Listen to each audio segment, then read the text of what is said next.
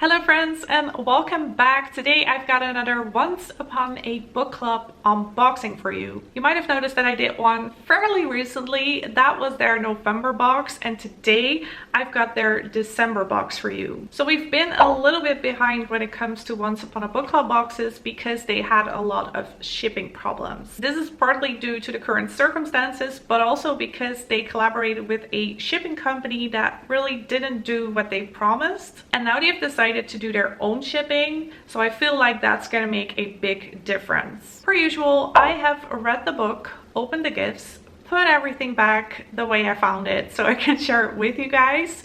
And oh man, did Once Upon a Book Club close off 2020 with a bang, because they chose a great book, great gifts. I love the presentation. I just really enjoyed the December box. And if you like these kind of videos, then don't forget to click that subscribe button and hit that bell so you never miss another video of me again. Let's get unboxing. Here it is, the last Once Upon a Book Club box of 2020. I'm excited to see if their boxes are gonna look the same in 2021. Just so you know, this is the adult box. They also have a young adult box and a classic box and some other options. I've seen a romance special box for the month of February, also really interesting to check that out. But if you do check them out, I will leave their website in my description down below.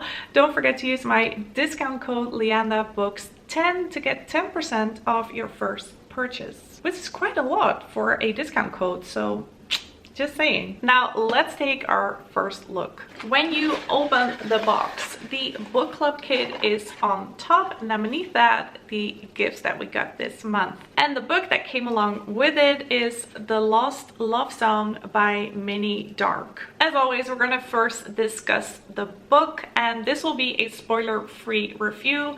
If I do reveal something about the story, then I'll give you a warning. And after that, we're gonna take a look at the gifts. But before we do, I wanted to quickly talk to you guys about something, because I noticed in my analytics on YouTube that more than 60% of the viewers of these Once Upon a Book Club videos is not subscribed to my YouTube channel. And I think that's mostly because you might only be here for those videos. Still consider subscribing, because it helps me out so much. If you're one of those people that enjoys my Once Upon a Book Club videos, consider subscribing and hit that bell. That's not necessary though. You can just click on the subscribe button and we're good. I'm gonna start this book review with reading you one of my favorite parts of this book. Being in the present, and only in the present, is like standing between the two halves of a sea that's been parted. By whatever species of divine intervention, grace, or magic you happen to believe in, the weight of all the water is pushed back on both sides to reveal a pathway to the safety of the other shore, a new land.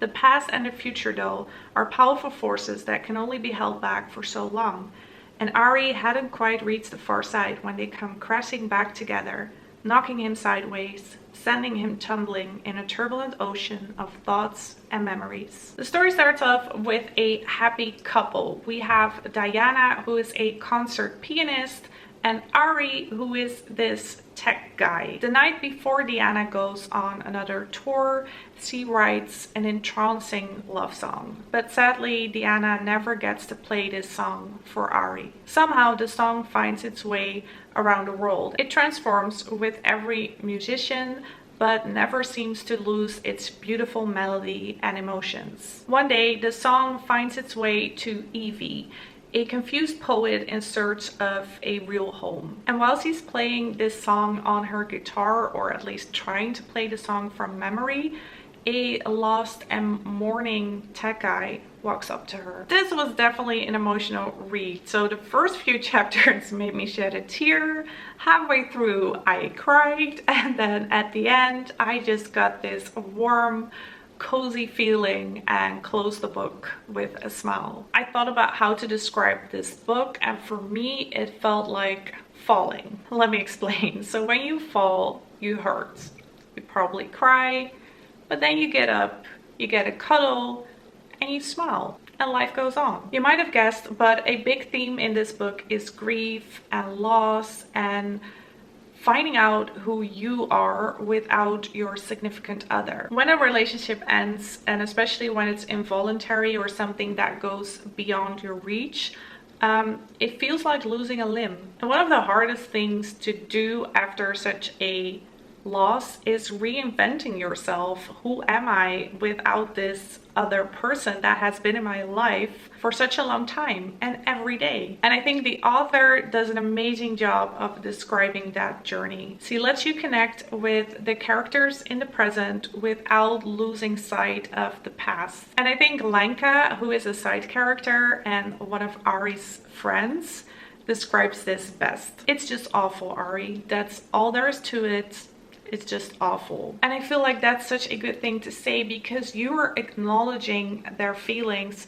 I have a tendency when people talk about grief or loss or are very sad, I try to be positive and I try to pull them out of it. But sometimes it's better to just acknowledge their feelings. Expressing emotions through piano music and poetry plays an important role. I don't think it's necessary to have knowledge about piano music, but I do think that this book will be a little bit more enjoyable if you do. Oh right, and what I found very funny is that Ari is actually a Dutch name, so I thought that was quite unusual because the story takes place in Australia, or at least he lives in Australia. But then I found out that his mother is a Dutch woman. There was one sentence, however, that made me laugh a little bit, because at one point his mother says, "For heaven's sake, Ari, can you do my zip? This boerenkinkel is going to tear my frock open in a minute if he's not careful." I have never heard anyone use that word. I mean, not even my grandma or something.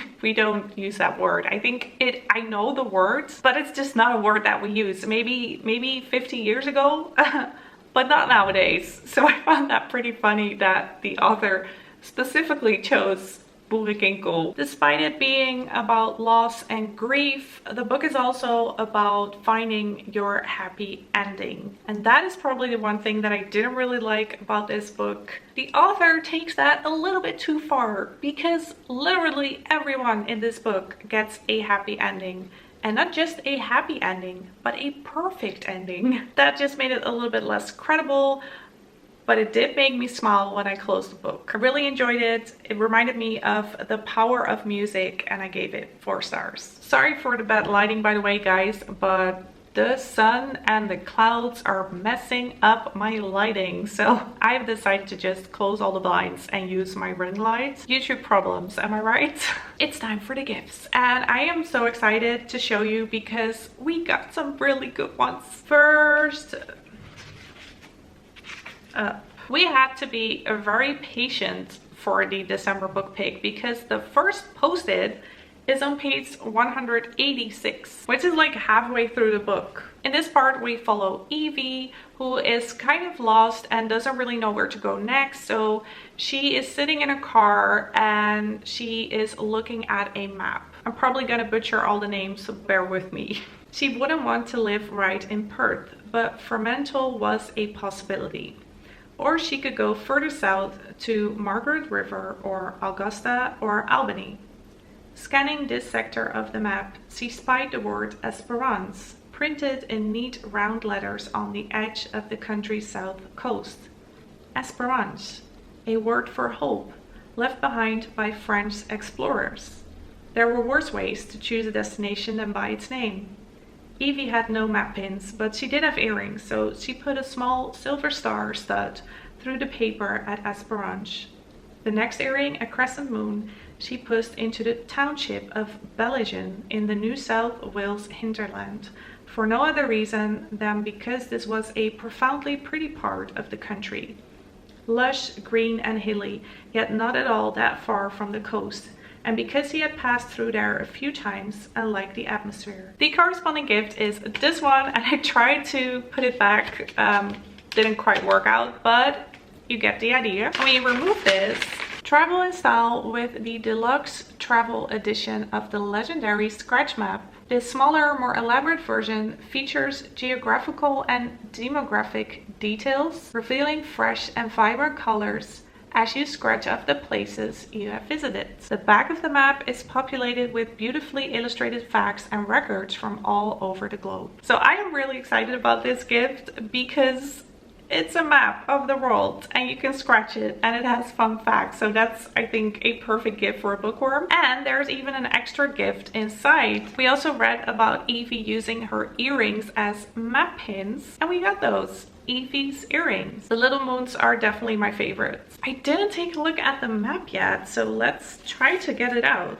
That looks really cool. So this is the side where you can scratch, I think. Yeah, definitely this side. And then at the back there are some facts, like about 70% of the world's fresh water is stored as glacial ice. The Nile River in Africa is the longest river on Earth. So loads of map facts, and let's see what happens if I scratch one, because I live in the Netherlands. I can scratch that one. I don't know if you can see this, but I scratched it and it's green. I have never gotten something like this in a box. Definitely an awesome item. Let's move on to the second gift, and this post-it can be found on page 220. In this part, Evie and Ari have already met and they are on the road. He watched the road but was aware of Evie in the passenger seat, fidgeting with the moonstone ring she wore on the middle finger of her left hand. He didn't know for certain what was going to happen next. She might not want to take things any further. She might decide no. Equally, she might really want to. He had remembered how to kiss her, but that part was easy in comparison. It had been 9 years since he made love to a woman for the first time, and over 2 since he'd been with anyone at all. You are not ready for this gift. So it comes in this little red box, and when we open that box, there is a little piano inside. And wait for it, that's not all. It's a little jewelry box that holds the moonstone ring that Evie is wearing. And I have to be honest, I'm not always a fan of jewelry in boxes because it has to be your taste and your size. But this one, I love it. It's definitely something I would buy in a shop. The only thing that concerns me are these little stones. I do hope that they will remain inside the ring and don't come off easily. But yeah, I really like this, and I'm definitely gonna wear this. Then we are moving on to page 240 for another post-it. This next bit contains a little bit of a spoiler, so if you still want to read the story, I suggest you skip this part or fast forward to me revealing the gift. So Ari has been a jerk and he's trying to make it up to Evie. Evie wondered what it could be. Chocolates, maybe? She untied the bow and peeled away the paper, and inside the wrapping she found a wooden box. Its lid, about the same dimensions as a postcard, was carved with an intricate paisley-like pattern. You and I, we talked, Ari said, as he regarded this rather beautiful thing, about the Dictionary of Obscure Sorrows. Do you remember? She did. Go on, Ari urged. Evie lifted the lid and could not help but smile. The box was filled to about a third of the way up its sides with what appeared to be white sand, although the grains had a particular sparkle to them that made Evie think there might be some glitter involved too.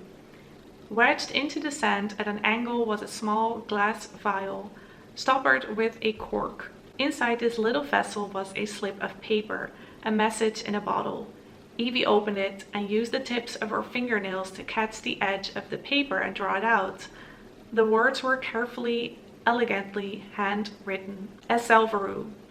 The desire brought about by the knowledge that one has made a grievous error to travel through the universe to an alternative Earth and merge there with a version of oneself who had the good sense not to have made the same error. Yes, this is what you think it is. So I cannot hold this box upright because then the sand will go everywhere. Inside is white sand and a little glass vial with a cork. And I didn't open this yet, but I'm gonna assume that this has the same word as written in the story. It is the exact same word with the text. It is a handwritten though. I personally really like that they added this because this is one of those gifts that just makes the story come alive. For the final gift, we move on to page 355. For this part, you have to know that Diana has written down this song in a little black notebook, and somehow that notebook got lost along the way. Not far from the bookshelves, an old leather suitcase lay open on a table. It was packed end to end with sheet music. There were books full of tunes for the recorder, anthologies of popular classics, and songbooks for Oklahoma and South Pacific, My Fair Lady, and The Sound of Music. Squeezed in among them was a black leather manuscript book with a bright red ribbon for a placeholder. It sat there, unregarded, but maybe one day somebody would pick it up and leaf through its pages. Maybe they would carry it to the counter and exchange it for the princely sum of 50 cents. Maybe the lost love song it contained would yet be found all over again. Okay, I almost cried again.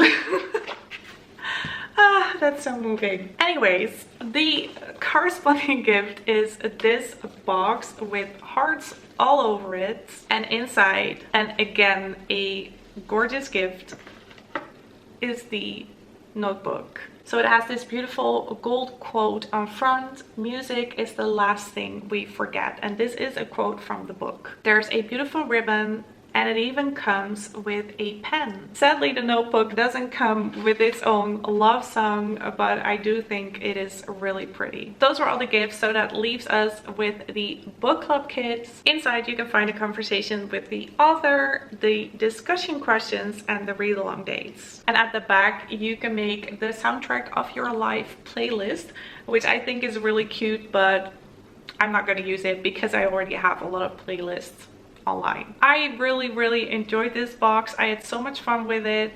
It was an emotional read, emotional gifts, and my absolute favorite, although I loved every single gift, is the little ring box that is shaped like a piano, and inside a beautiful gorgeous moon ring. I mean, that is just, this is gorgeous. As always, let me know your favorite or maybe least favorite item in the comments down below. Did you read the book? Share your thoughts. I would love to read them. And if you enjoyed this video, then please give it a thumbs up. Thank you so much for watching, and let's stay in touch.